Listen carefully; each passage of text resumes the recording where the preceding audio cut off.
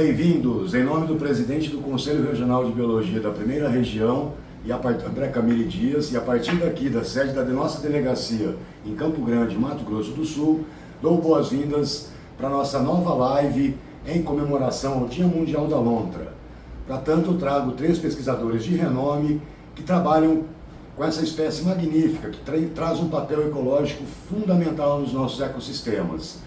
Em comemoração ao Dia da Lontra, o Dia Mundial da Lontra, temos com vocês Pablo Dutra, Karen Souza e Nathalie Foester. Bem-vindos! Oi, gente! Olá, pessoal! Oi. A gente está aqui em comemoração do Dia da Lontra e a gente veio falar um pouquinho sobre o nosso projeto de reabilitação de uma lontra, o Projeto MIU. Meu nome é Karen, eu sou ecóloga, sou mestranda do programa de pós-graduação na Universidade Federal do Mato Grosso do Sul, em Ecologia e Conservação. Essa é a Nathalie e o Pablo, que são meus parceiros e amigos do Projeto MIU, e também a gente tinha a Grazi, que é a veterinária, que era parte da equipe do projeto. Existem 14 espécies de lontras no mundo. A gente tem 2 lontras no Brasil, que é a ariranha e a lontra neotropical. E esse ano descobriram uma nova lontra, que é a lontra neotropical do norte. Então, no total, agora são 14 espécies. Então, no Brasil, a gente tem a lontra longicalis, que é a lontra neotropical, e a Pteronura brasiliensis, que é a ariranha. A ariranha é a maior lontra do mundo e, a nível global, ela está em perigo. E também no Pantanal, que é onde a gente encontra a maior população, ela está em perigo também. E a lontra neotropical, ela está ameaçada, mas ainda precisa de muitos estudos também para a gente verificar esse quadro. O Projeto MIU, ele fez parte do Projeto Ariranhas. O Projeto Ariranhas é um projeto que trabalha para a conservação da ariranha desde 2019. Então, o Projeto MIU fez parte desse projeto entre os anos de 21 a 23. Agora eu vou contar para vocês um pouquinho como que foi a nossa trajetória, como que começou essa ação do Projeto MIU, né? Então, em 2021, a gente estava lá no Pantanal, eu, o Pablo e outros colegas, fazendo um monitoramento das ariranhas, né? Eu fiz meu doutorado com as ariranhas e quando a gente estava lá navegando no rio, a gente foi abordado por uma outra embarcação, né, de pescadores lá da região, que já nos conheciam, sabiam que a gente sempre estava lá. E esse pessoal falou assim, olha, tem um filhote de lontra lá no hotel. Então a gente foi correndo lá, né, pegou o barco e foi em direção ao hotel para ver o filhote de lontras, né, para descobrir o que tinha acontecido e como encaminhar esse filhote, né.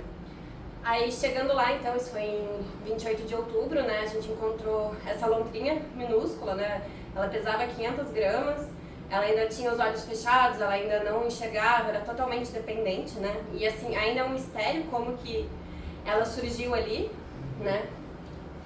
E aí, então, o que a gente fez? A gente entrou em contato com alguns órgãos ambientais, né, com o pessoal do Senap, falando assim, ó, encontramos uma lontra, um filhote, o que a gente faz, né? E daí, a gente ia ficar ainda mais uns dias lá no Pantanal, fazendo nossos trabalhos de monitoramento, de campo, e a gente avisou, ó, a gente vai ficar alguns dias com a lontra aqui cuidando, e depois a gente vê como encaminha.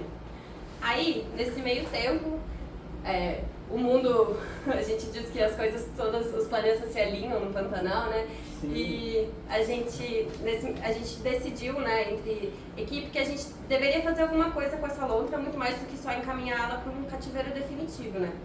Então, a gente conversou entre a gente, ver o que a gente poderia fazer, né, com a Grazi também, a nossa veterinária, conversamos com o pessoal do Projeto Ariranhas, com o pessoal do Senap, e daí a gente teve a ideia de criar esse projeto de reabilitação.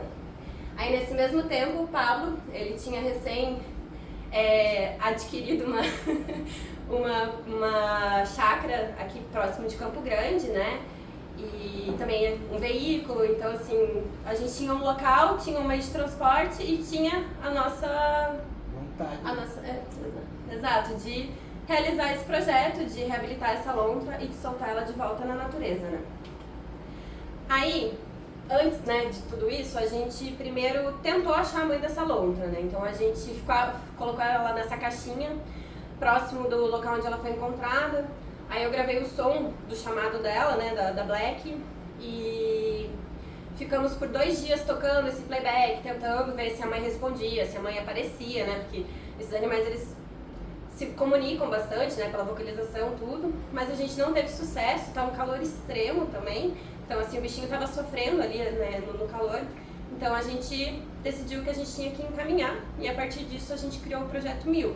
E daí, então assim, o que é o nome Projeto 1000? 1000 é uma palavra de origem indígena que significa lontra. Então por isso que a gente criou esse nome Projeto 1000.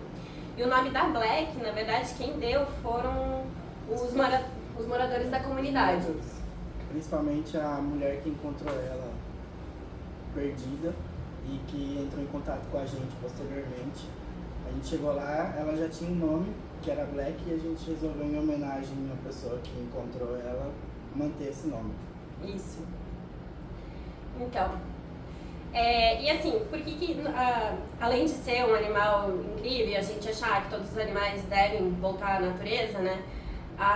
Como a Karen já apresentou agora, assim, são animais que eles estão em perigo de extinção, eles estão sob grandes ameaças por diferentes fatores, antrópicos principalmente, né?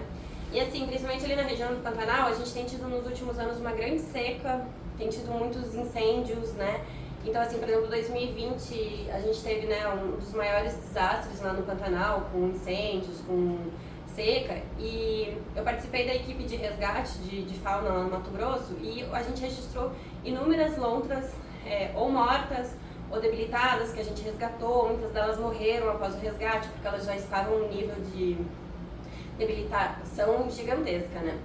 Então, a partir disso, a partir dessas ameaças, a gente também teve registro de diferentes filhotes, né? Nesses últimos anos, por exemplo, aqui a gente tem 4 filhotes de lontras que foram encontrados e que precisavam ser encaminhados para algum local. Um filhote de ariranha também, né? Mais de um filhote de ariranha que a gente teve notícia durante esses últimos anos, né? Que também precisavam ou ser encaminhados para um local, para um cativeiro, né? E como assim, como não tinha informações do que fazer com esses animais, por exemplo, assim, só encaminhar é importante, né? Ter esses animais em cativeiro também, para reprodução, etc. Mas também é importante aprender como trazer esses animais de volta para a natureza, né? Então, por isso que a gente criou o Projeto 1000, com a ideia de criar um protocolo, aprender como fazer para reabilitar uma lontra, para soltar ela de volta na natureza, para que assim a gente possa manter, né, essas populações viáveis na natureza. Então, a ideia então é preencher essas lacunas de informação sobre as lontras, né? Então, durante todo o projeto a gente, inclusive o monitoramento, a gente coletou dados, a gente aprendeu sobre o comportamento da espécie, e também devido a essa ausência de protocolos, né, de manejo e reintrodução de lontras na natureza de uma maneira geral. Então, a partir disso, a gente começou a fazer diferentes etapas, né, para que a gente conseguisse trazer essa lontrinha de volta na natureza, né. É legal também comentar que a gente tinha tudo, também nos faltava o financiamento, né, e aí uma grande parte foi do Projeto Ariranhas que apoiou e outra foi o apoio das pessoas mesmo, com uma vaquinha que a gente realizou para a construção do recinto, né. É isso, então a gente pentelhou todas as pessoas que a gente conhecia, falando assim, nos ajudem aí. Alguns nos ajudaram com dinheiro, outros nos ajudaram com divulgação, né?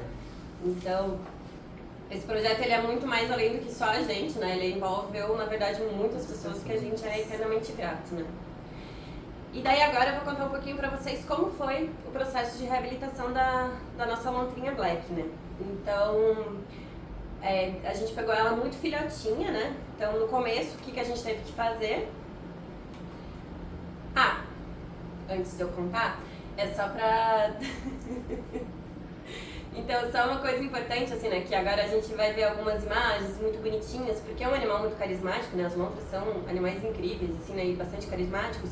A gente tem que ter noção de que as lontras, elas não são pet, elas não são um animal de estimação, né? Então, apesar de serem fofinhas, bonitinhas, esses animais eles não devem ser tirados da natureza para ninguém criar em casa, né? A gente só recolheu esse bicho porque a gente queria trazer ela de volta para a natureza. E a gente sempre tratou ela como um animal silvestre, a gente a gente teve o mínimo contato possível com ela, né? Além do todo o trabalho, né? O animal que não tem como você ter como pet por um período. Seria a vida inteira. Então, é muito trabalhoso cuidar de um animal desse. Então, jamais imaginar que um animal silvestre é um pet. Aí, então, esse vídeo aqui é só pra mostrar que no começo a nossa lontrinha, ela ainda tinha poucos dias de vida, né? Então, a gente teve que amamentar ela. Então, a gente dava uma mamadeira várias vezes ao dia, né? Com uma fórmula especial para animais. Então, assim, durante esse período a gente teve um pouco de contato maior com ela, mas era só amamentar e depois a gente não ficava mais com ela, né? Então, foi só num período, né? Então, esse é o videozinho dela mamando.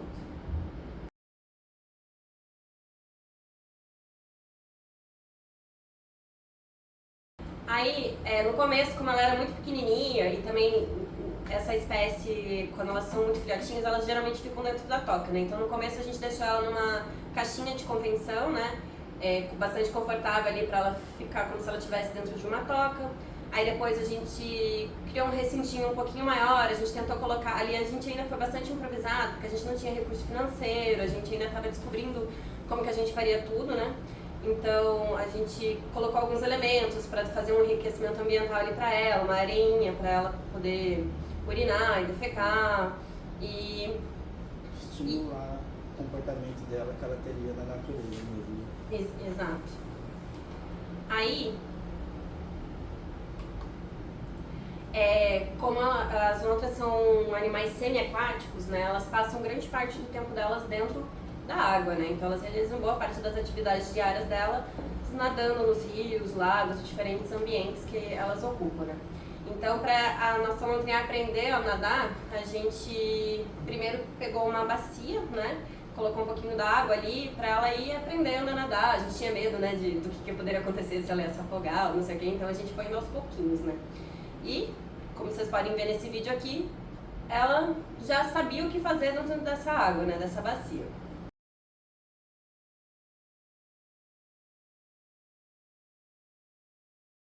Aí, depois que ela parou de mamar, a gente começou a alimentar ela com peixe. Peixe e frango, né, mas principalmente peixe. Então, no começo a gente dava alguns filés picadinho, depois a gente foi dando pedaços maiores de peixe. Então, aqui é um videozinho dela comendo.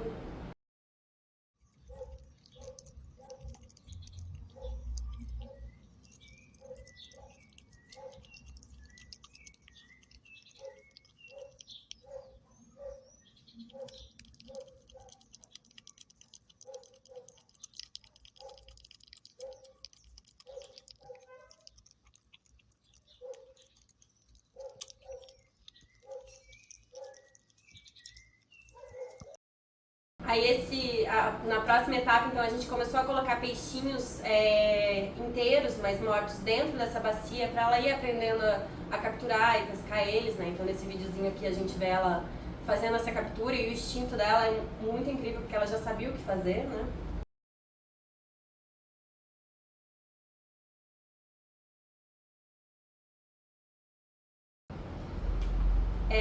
E daí, a próxima etapa foi quando ela já estava um pouquinho maior, a gente colocou uma piscina para ela, né? A gente foi enchendo essa piscina, primeiro ainda estava rasinho no começo, mas depois a gente deixou essa piscina inteira cheia, né? Para ela ir aprendendo a nadar, desenvolvendo as habilidades de nado, e também a gente começou a colocar alimentação com peixes vivos para ela aprender a realmente capturar esses peixes na natureza, né? Para ela poder se virar. Então esse videozinho aqui é o do primeiro nado dela numa piscina e também a captura de peixes de presas vivas, né?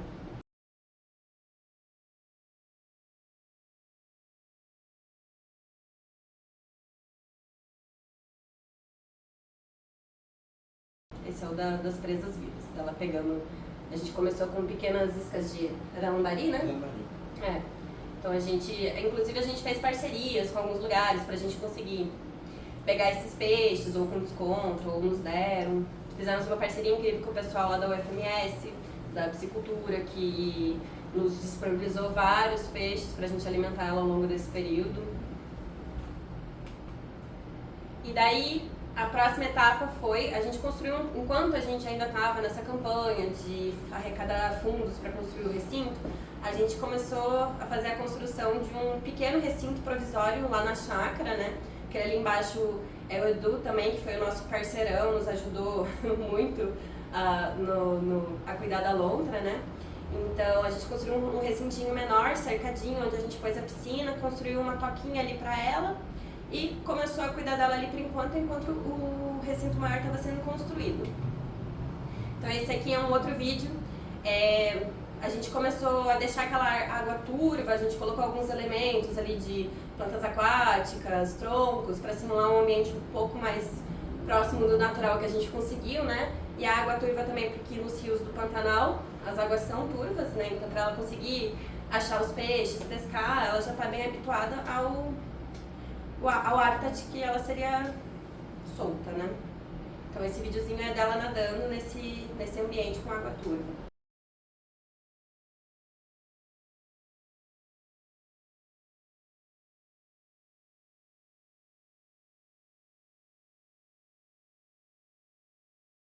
Ela já bem esperta, nadando bem, exato, bem adaptada àquele tipo de ambiente. E daí a gente começou a dar presas maiores para ela, né? Porque nem sempre ela vai achar peixinhos pequenos, ou às vezes ela é o que ela conseguia achar na natureza, né? Eles são animais bastante generalistas, né? Então elas vão predar o que tiver mais abundante, né? Então a gente deu alguns peixes maiores, teve um dia que a gente deu inclusive um cascudo, e ela pegou bonitinho, sabe? Então assim, o instinto desse animal é incrível, né? Então ela, basicamente ela soube fazer tudo sozinha. A gente só oferecia os elementos e ela se virava ali, né? E daí agora, então, Pablo vai contar um pouquinho como é que foi a experiência da construção do recinto, pode contar um pouquinho também dos perrengues que a gente viveu. Então, como tudo nesse projeto, a gente precisou de ajuda e para a construção do recinto, a primeira coisa que a gente teve que fazer foi um projeto de como que seria o recinto e estipular valores, fazer orçamento e principalmente uma vaquinha online que a gente fez e arrecadou o dinheiro integral para a construção desse recinto, onde a gente conseguiu fazer um lago para ela, um lago adequado, um ambiente bem grande, onde ela podia sair correndo, nadar, horrores. E também uma toquinha adequada, ideal, que era basicamente a simulação de como ela ficaria na natureza, próximo da água e de fácil acesso para ela poder se abrigar caso tiver alguma ameaça. Ali é uma simulação que a gente tentou fazer de fato e que deu muito certo, porque a gente teve muita ajuda e a vaquinha foi fundamental para adquirir e construir o recinto. Então aí é um recinto de 25 por 25 metros, que é um tamanho bem grande. Inclusive o tamanho do recinto que a gente construiu, ele é maior do que o tamanho recomendado para cativeiros de lontras em geral. Então a gente construiu uma área muito grande, realmente, para ela ter espaço. Para ela não se sentir muito presa também, né? E tudo mais. E a toquinha ali também ficou uma gracinha. Ficou uma gracinha porque a gente conseguiu criar, né? Difícil foi tirar depois pra levar. Certo. Aí também, como eu falei, a gente também não teve ajuda só financeira, a gente também teve ajuda física, né? Pessoas que ajudaram a gente a estar construindo com as mãos mesmo toda essa parte estrutural do recinto, onde a gente teve elementos também como a segunda toca, que ela podia se abrigar, ficar o tanto que ela quisesse. Uma coisa mais para enriquecer o ambiente, não deixar só um lago e uma toca. A gente tentou e a gente fez com a ajuda de várias pessoas, cavando buracos, estendendo lona. Não, legal, eu acho que legal mencionar que na chácara morava só você, né, e seu parceiro, e as pessoas iam, mas não ficavam. Então quer dizer que o contato que ela teve mesmo com as pessoas foi mínimo. Ninguém ficava passando no recinto, só ia para alimentar e voltava. Então a gente tentou ao máximo evitar o contato. O contato mesmo, a gente manejo estrito o necessário. Aí mais um videozinho dela, como ela se comportava dentro do recinto, uma coisa mais demonstrativa mesmo. Esse foi o primeiro dia que a gente soltou ela no recinto novo, então ela ainda estava explorando, conhecendo o recinto, assim, tava um pouquinho assustada. Mas logo em seguida, né? Logo em seguida ela já estava muito se sentindo em casa. Exato.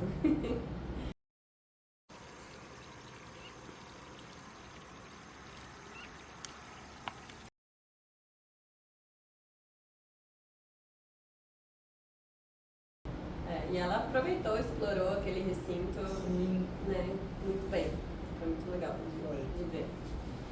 Foi um desenvolvimento muito grande, né? Para ela sair de uma piscininha de 1000 litros para um lago de uns 15, 20 mil litros.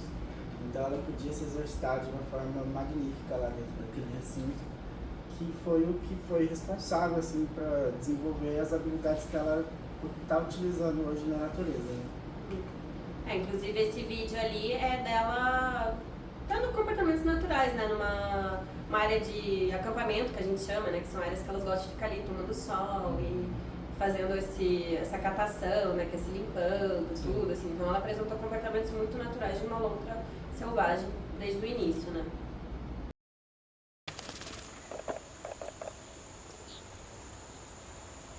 Vou ter ficado carga a última vez que eu cortou.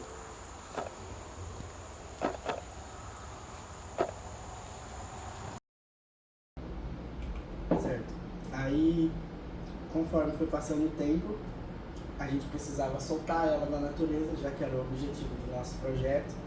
E para isso a gente precisou também fazer uns treinamentos com ela, porque ela, querendo ou não, foi criada em cativeiro, não foi como pet, mas não foi na natureza, correndo os riscos que o Pantanal poderia dar para ela. Então a gente fez alguns treinamentos para trazer essas características de animal selvagem preparado para viver fora do cativeiro.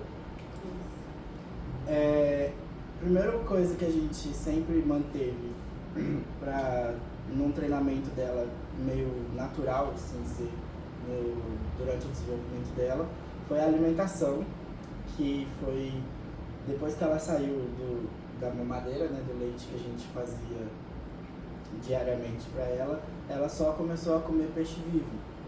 E esse peixe vivo ela pescava sozinha, e para a gente chegar até perto dela, sem que ela tivesse um vínculo com a nossa fisionomia humana, a gente utilizava essa camuflagem, e aí a gente levava os peixes que estavam num tanque. Como você pode ver ali também tem uma garota pescando, né?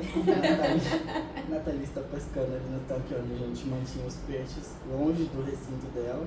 E aí a gente ofertava esses peixes utilizando essa camuflagem. Um videozinho bem ilustrativo de como que era.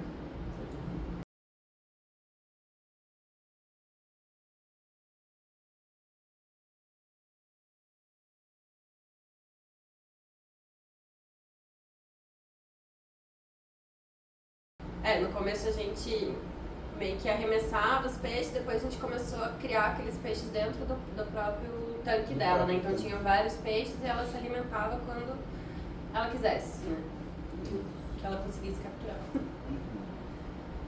Então a alimentação foi um check assim, muito fácil de se ter, porque ela já tinha muito instinto de predação, de pescar e tudo mais. E ela conseguiu fazer sem muito esforço da nossa parte. Aí... O esforço era só ficar mantendo o tanque, né, sempre com peixe, né? Tinha um esforço. O esforço era também manter... não foi uma parte muito fácil, né? Pegar o peixe, transportar o peixe, jogar no tanque. Isso foram vários perrengues. A gente teve que ir várias vezes lá na piscicultura, entrar lá nos tanques da piscicultura, o pessoal lá tudo nos ajudando, mas a gente entrava o dia inteiro. A Black não teve muito problema, mas a gente pra pescar já teve mais problema. Pra ela pescar o peixe que já estava ali dentro foi muito fácil. Nós não somos loucas mesmo. Aí além da alimentação, que pra ela foi muito fácil, não pra gente, também teve uns treinamentos pra ela ter medo de humanos, pra ela ter medo de cachorro e também para ela ter medo de alguns predadores, possíveis predadores na natureza que ela poderia encontrar pós-soltura. E aí esse daí é uma etapa de preparativo de toda a estrutura que a gente fez para os diferentes treinamentos. E a razão da questão do contato humano é porque no Pantanal, né, nessa região, inclusive ela foi encontrada e foi feita a soltura. É uma região que tem muita pesca, né? Então passa no barco, com gente o tempo todo. Fazendas então, também. Fazendas, então esse era o motivo do treinamento, né? Para humanos. Para ela não ver o humano como uma coisa positiva, não tentar se aproximar das embarcações, dos pescadores, né? Então para ela ver a gente como uma possível ameaça e manter distância, né? E daí a gente também, né, esses outros animais que o Pablo citou, a gente ficou pensando assim, né, o que pode ser uma ameaça para uma lontra na natureza, né? No Pantanal. No Pantanal, Então a partir disso a gente buscou essas possíveis ameaças e treinou ela para reconhecer e fugir. E daí a partir disso a gente teve que ser criativo e criar milhares de engenhocas, né? Então, além de aprender como reabilitar uma lontra, a gente aprendeu não só a construção de um recinto, construção de lagos, também aprendeu a criar engenhocas e foi bem legal. Treinamento anti-humanos a gente fez de algumas formas, 2 formas, né? Foi. A gente foi buscando, né? A gente foi buscando elementos para ver o que ia dar certo de fato para ela ver a gente como uma ameaça. E aí dessa forma a gente começou a ter mais exposição de pessoas com ela, no caso a gente mesmo que era do projeto que estava fazendo o treinamento, e às vezes algum parceiro nosso que ia lá nos ajudar para a gente poder também anotar todos os tipos de comportamento dela e ter essa visão de fora de como ela estava se comportando em relação a uma outra pessoa. Aí ela vê que era muito mais, né? Porque ela sentia nosso cheiro, então provavelmente ela, de certa maneira, sabia a nossa existência, né? Mas para ela perceber que existem outros indivíduos, outras pessoas também, né? Que podem surgir, né? E não ter isso como uma coisa boa perto dela, né? Exato. Aí o primeiro passo que a gente deu foi utilizar um extintor de água para quando ela se aproximasse da gente, a gente acionava, mirando nela para ver se ela se assustava de alguma forma e recuava. Deu certo, ela recuava, só que ela voltava. Não era o suficiente, né? Ela ainda tinha muita curiosidade. E na verdade esses animais na natureza eles são bastante curiosos, né? As lontras, as ariranhas, assim, a gente vê, por exemplo, quando a gente fazendo nossos trabalhos de campo, né? A gente vê que elas se aproximam, elas olham, elas têm uma certa curiosidade. Elas buscam entender o que está acontecendo de diferente, né? Então ela manteve esse comportamento que era natural, na verdade, né? Mas a gente não queria que ela se aproximasse tanto, né? E aí também a gente utilizava comportamentos que uma pessoa teria no Pantanal, tipo uma vara de pesca, para ver se ela se interessava também, se aproximava das pessoas, e sempre com um estímulo negativo para trazer uma aversão dela a se aproximar. Mas nada agressivo, assim, né? Só um susto, uma coisa assim pra ela querer ir pro outro lado. Não vir perto, né? Não querer vir. Aí também, além do anti-humano, a gente emendou o anti-humano com o cachorro. Meio que um treinamento sinergético da presença do cachorro e da pessoa. Já que tem muitas fazendas no Pantanal e sempre tem muitos cachorros, e ela, inclusive, foi encontrada perto de muitos cachorros. Muitos cachorros, exato. Que uma das hipóteses também que a gente criou da mãe dela é que ela estava fugindo de cachorros ali perto da onde ela foi encontrada. Exato. Que foi uma região que tinha bastante pescador, bastante gente, uma vilinha no Pantanal mesmo. Aí a gente entrou em contato com um treinador de cachorro, que tinha esse cachorro já treinado, que recebe comandos e tudo mais, para ele, de certa forma, trazer uma ameaça para ela, mas sem, de fato, morder ou acontecer algum acidente com ela. Era só para fazer ela sentir medo mesmo do cachorro. e da pessoa junto com o cachorro. Aí então a gente usou uma lontra taxidermizada. A gente não, né? O treinador usou uma lontra A taxidermizada. gente pegou ela emprestada com o pessoal da Polícia Militar Ambiental, né? E daí... É, a lontra foi do UFMS. Foi da É zoologia. verdade, a lontra foi, A desculpa. lontra foi da coleção zoológica da UFMS. E aí o treinador utilizou essa lontra taxidermizada para fazer o cachorro ter comportamentos já controlados de latir, avançar, mas sem ter um contato de fato com a lontra.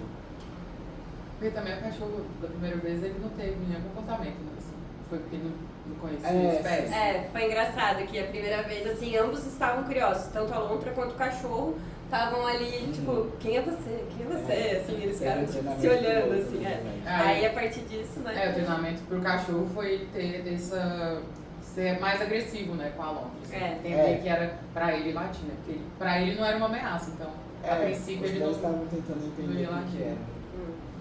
Mas aí, posteriormente, o treinamento do cachorro funcionou. foi o treinamento da lontra, que funcionou fácil. Aí ele entrava, né, no recinto.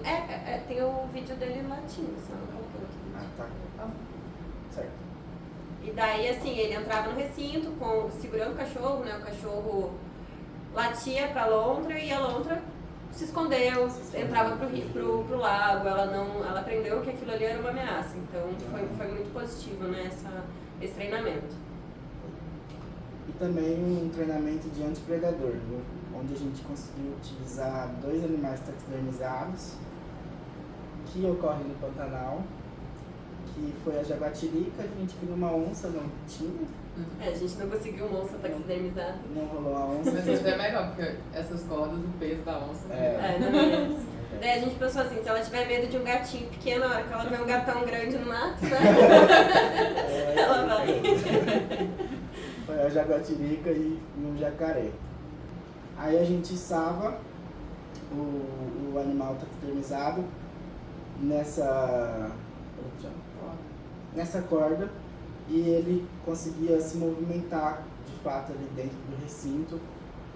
E ela trouxe alguns comportamentos de fato de se aproximar, mas logo ela se sentia ameaçada e entrava para dentro da água. Ela apresentava uma certa curiosidade, assim, mas não... Mas uma distância segura. Sim, pra ela. Tentando entender. Segura. E a gente também fez esses estímulos, né, de assustar ela pra ela, tipo, realmente não querer se aproximar, né, desses animais. Aí então, né, depois de fazer todos esses treinamentos, a gente sentia que ela estava pronta para voltar para a natureza, né? Então, assim, ela apresentava esses comportamentos, ela respondeu bem aos treinamentos, ela sabia pescar, se virar, etc. E daí, como isso que o Pablo estava falando agora, assim, né, a gente teve uma outra etapa que a gente sentiu certeza que ela estava realmente pronta, foi quando a gente foi capturar ela para coletar amostras de sangue e fazer a colocação do implante, né, que eu vou falar em breve, assim, que nessa captura dela, ela deu um olé gigantesco na gente. A gente foi em várias pessoas para tentar capturar esse bicho e ela... 2 dias que Dois a gente dias. deu, a gente não conseguiu capturá-la. Na verdade, a gente até conseguiu, mas como, né, o corpo desses animais é muito difícil de você segurar em algum lugar, ela conseguia escapar bem rápido. Né? E aí foi uma prova realmente que ela estava bem arisca a presença humana e estava pronta realmente para voltar. Para voltar para a natureza. Muito difícil capturar. Exato. E daí, assim, como a gente ia soltar ela de volta na natureza e também, assim, como o pessoal da comunidade que encontrou ela, né, e nos apoiou também nesse processo todo, principalmente no início ali, né, os pescadores, eles capturavam peixe pra gente poder alimentar ela, tudo, né, então... E um dos grandes parceiros também que ajudou a ser possível foi o Passo do Lontra, que foi onde você vai falar depois, né, mas que era importante eles também terem um retorno, né, do que tinha sido feito e tudo mais, porque eles tinham muita curiosidade em saber o andamento do projeto em si, né. Exato. Até como a gente ia soltar ela lá na região onde era o hotel, tinha, né, todos os funcionários daquele hotel, bem como moradores ali da região. Então a gente foi pra lá um pouco antes da soltura e conversou com esse pessoal, né? Então a gente contou o que aconteceu com a lontra, né? Que eles resgataram e o que a gente ia fazer em seguida, né? Que seria a soltura. Então foi bem legal também essa conversa para eles entenderem, né? Às vezes os pescadores acabam não se envolvendo muito com a comunidade, né? Então a gente tem que ter esse retorno, né? E o legal de ter essa conversa com o pessoal é porque exatamente dessa questão de pensar na lontra não aproximar é dessa coexistência, né? Que pode ser uma das questões que vai aproximar muito o animal com o humano. Então, normalmente a gente faz esses workshops pra gente demonstrar como seria a interação, né, entre um e o outro. Então, a gente quis falar da Black, foi se eles vissem a Black não era pra tentar aproximar, assim, de reconhecer também seria difícil, mas mesmo que visse, não tentar chegar próximo, apesar de ter já esse contato, sabe, né, que tinha uma lontra que estaria de volta à natureza, mas para evitar de ter esse contato próximo com ela, né. Então, esse workshop funciona normalmente muito bem, isso é muito legal, as pessoas têm muito interesse de saber sobre a espécie. É muito importante, né, ter esse processo também, né.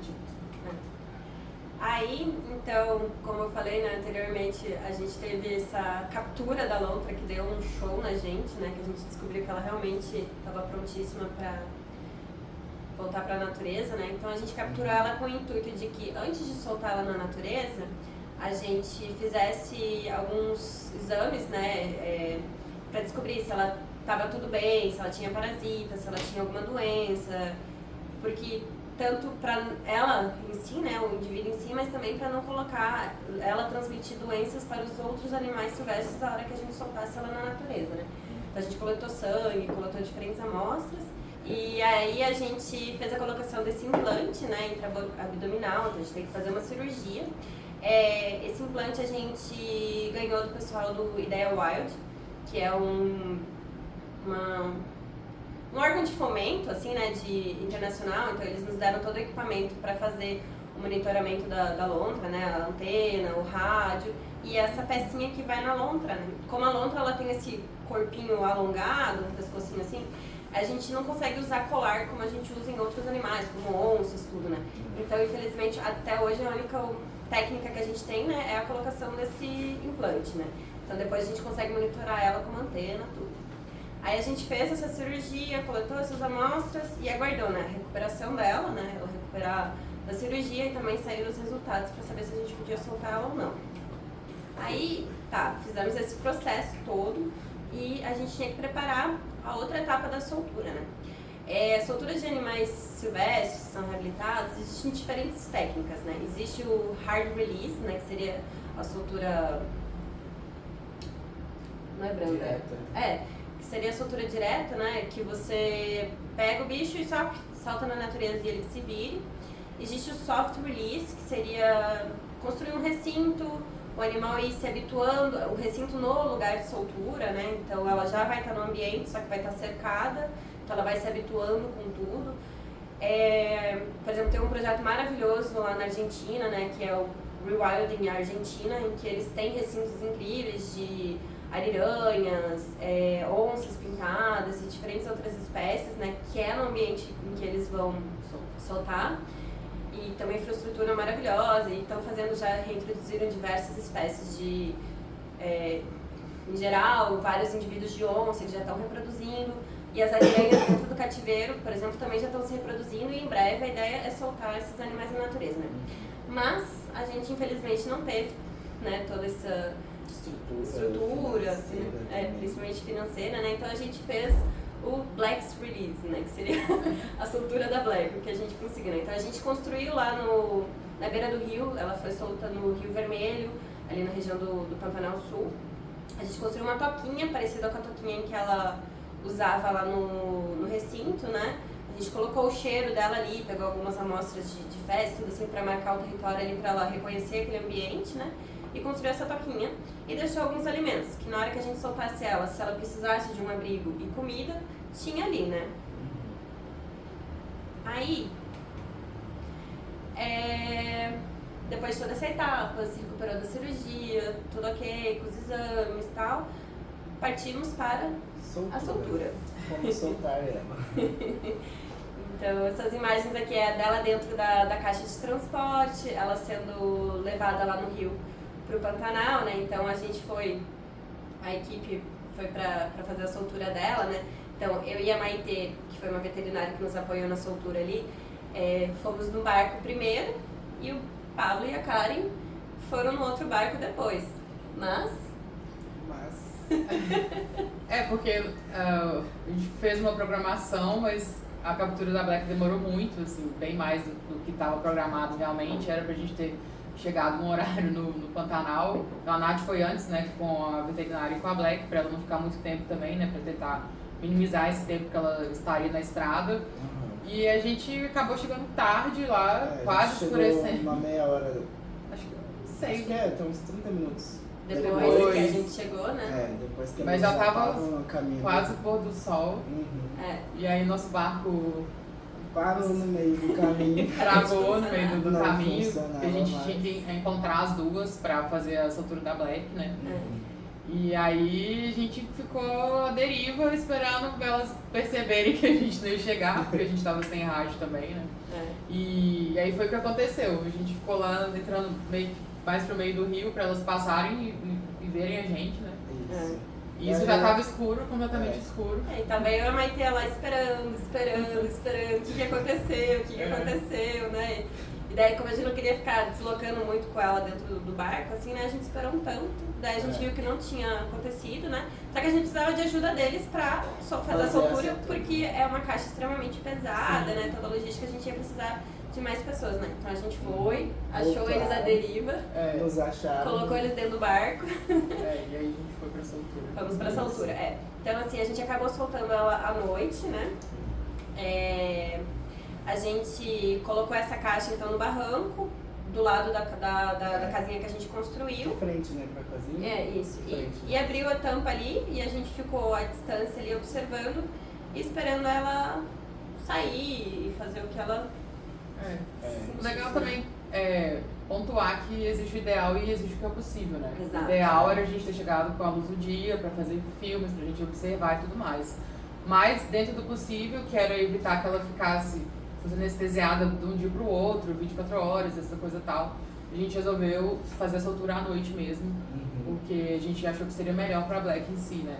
Isso. Então por isso que essa imagem não tá perfeita, mas foi o que a gente decidiu fazer. Fizemos e foi de noite, né? Sim, e deu certo. Deu O certo. que importa é que deu certo, assim, então a gente, nesse videozinho que vai rodar aqui agora, assim, você vê que ela ficou curiosa, ela olhou, mas ela não quis sair, ela ficou um tempão dentro da caixa de transporte, né? A gente ficou algumas horas observando ela, assim, então a gente viu que ela se aninhou debaixo a gente tinha colocado umas palhas, assim, né? Ela se aninhou ali embaixo, ficou protegidinha, ficou quietinha. E a gente teve que retornar, né? Porque tinha que voltar pro hotel, já era de madrugada, o pessoal tinha que voltar, algumas pessoas tinham que voltar pra cidade, tudo, né? Então, mas só pra vocês verem aqui dela os primeiros momentos E aí olhando o Pantanal. A caixa de transporte acabou sendo o abrigo dela, onde ela se sentiu confortável e segura para passar a noite. Isso.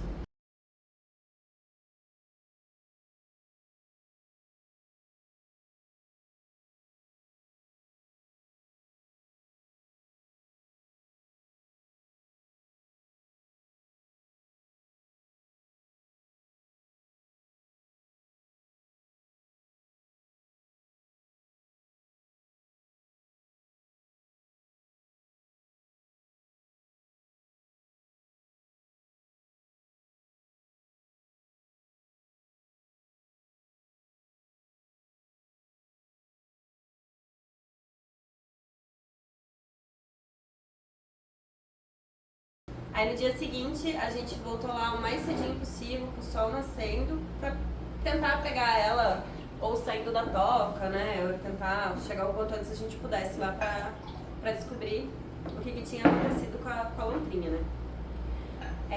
Então assim, pra gente achar a lontra, então ela tinha esse implantezinho que ele emite uma frequência de rádio que a gente consegue capturar com o uso dessas antenas, que vocês conseguem ver ali na imagem, que é acoplada a um receptor. Então, nesse receptor, a gente pode ouvir o barulho da lontra quando a gente está próximo dela. não faz barulho na lontra, a lontra não percebe, né, esse barulho nem nada, é só captado pela antena. Então daí cedinho fomos lá procurando, próximo da área de soltura, né, essas imagens ali são para mostrar o Rio Vermelho, o local onde ela foi solta, né. Aí...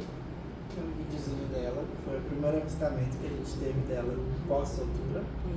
A gente chegou lá, a gente conseguiu ouvir o som, né? A gente pegou o som, captou o som no receptor, então a gente sabia que ela estava ali, mas ela não aparecia pra gente de jeito nenhum. A gente percebia que ela estava se locomovendo, nadando, mas sempre escondida na vegetação marginal, nas plantas aquáticas, nos aguapés, tudo. Então ela não estava, sabe, que a gente ficou bem feliz porque ela ignorou a gente, assim, né? Sim. E, inclusive, teve algumas situações que passaram barcos, passou um grupo de ariranha gigantesco e a gente ficou assim, meu Deus. E ela ficou escondidinha, quietinha no cantinho ali, foi maravilhosa. E daí esse vídeo aqui é o que o primeiro registro que a gente teve dela livre, maravilhosa, no Pantanal.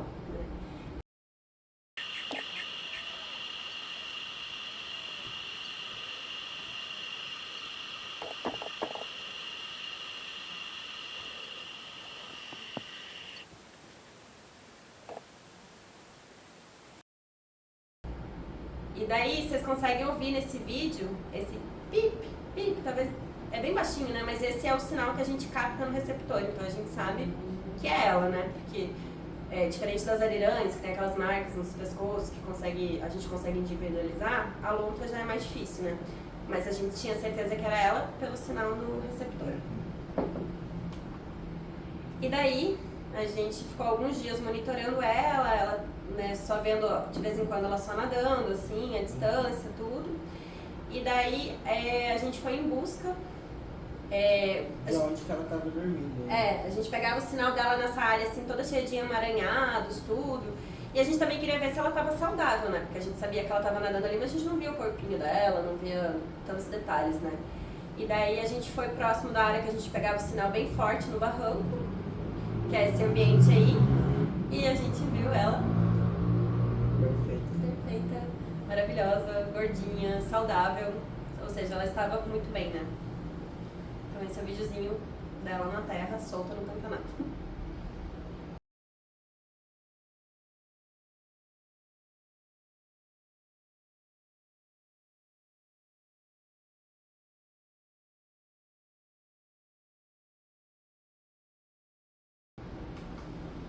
Aqui são alguns vestígios das patinhas dela, a gente foi seguindo os rastros, foi buscando, né, conhecer o território dela. E aí a gente monitorou ela por mais alguns meses, a gente não conseguiu ver ela na maioria dos meses, porque... Ela mantinha esse comportamento, né, de não ficar aparecendo. Isso.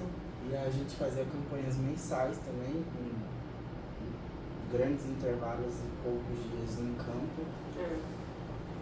Mas a gente sempre conseguiu o sinal, né? E assim, o rio tava, daí no final, a última campanha que a gente tentou em novembro, o rio tava extremamente seco, a gente não conseguiu navegar direito, a gente passou vários perrengues, né, Karen? Sim, vários perrengues. Lembrando que a gente, os nossos parceiros que nos cedem os barcos, os motores, né, então... Às vezes tinha uns probleminhas com motores, a gente também ficou à deriva dessa segunda vez, que a gente foi monitorar a Black, a gente até teve que dormir numa pousada, uma fazenda, né? Uma fazenda no caminho.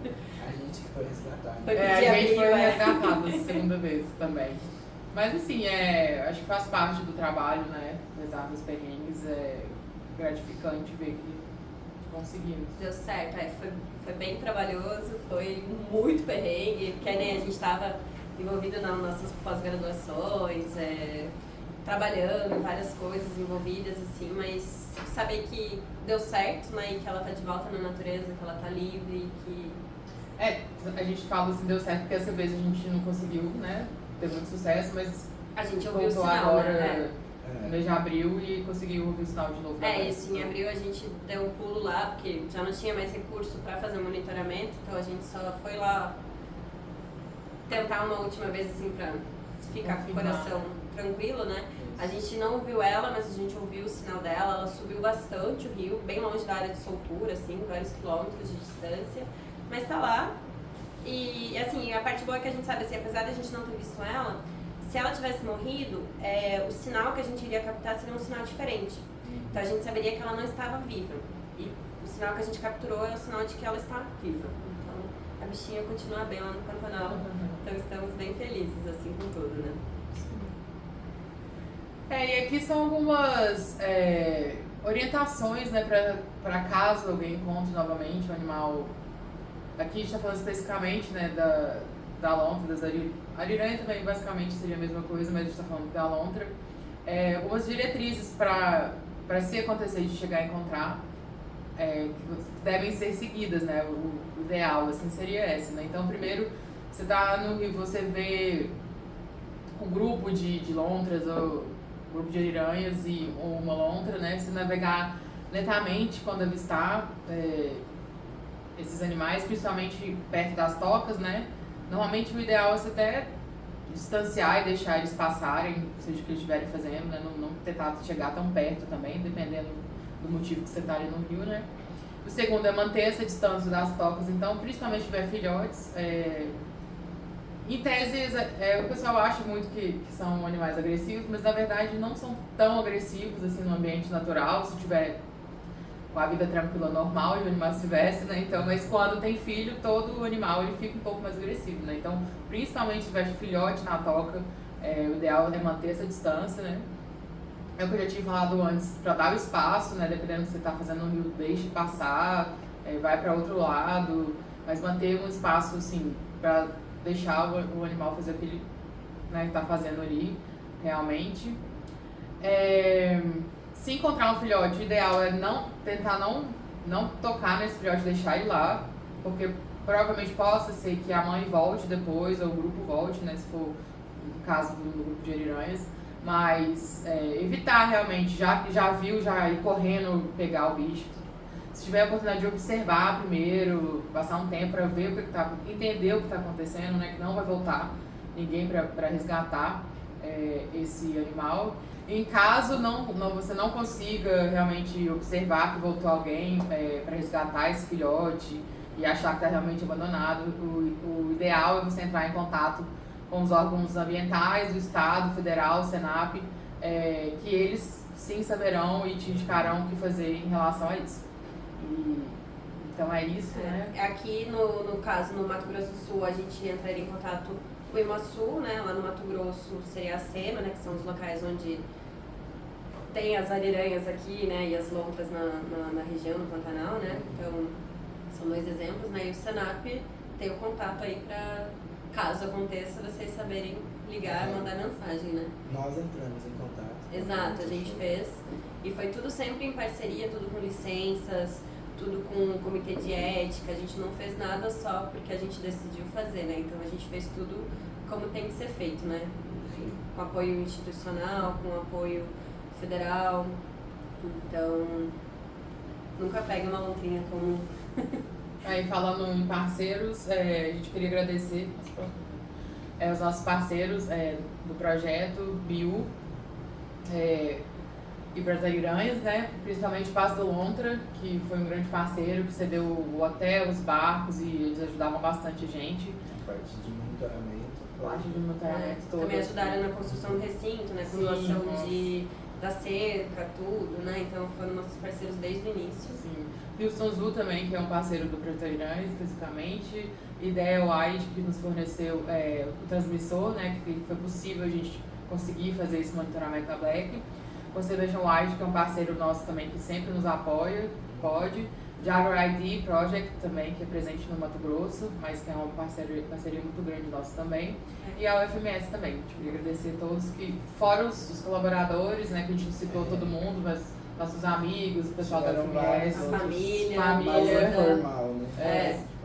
Mas assim, como a gente sempre diz, né, a conservação a gente não faz sozinho, né? Então, para que a gente tivesse sucesso nisso, a gente teve o apoio de várias pessoas. Então, assim, é um projeto que é muito além de nós aqui apenas, né? Então, é isso, né? A gente tem que todo mundo se apoiar. E é muito bom estar aqui, né? A gente agradece muito o CRBio, ao Milton, todo mundo pelo convite, né? Porque foi um projeto assim que a gente aprendeu muito, a gente teve muita dificuldade, mas deu certo, né? Deu certo, é gratificante ter participado do projeto e estar aqui falando para vocês. Poder contar como foi essa experiência, né? E agora a gente vai passar um videozinho final para terminar aqui a nossa live e a gente agradece a atenção de vocês. Obrigada. Tchau, tchau.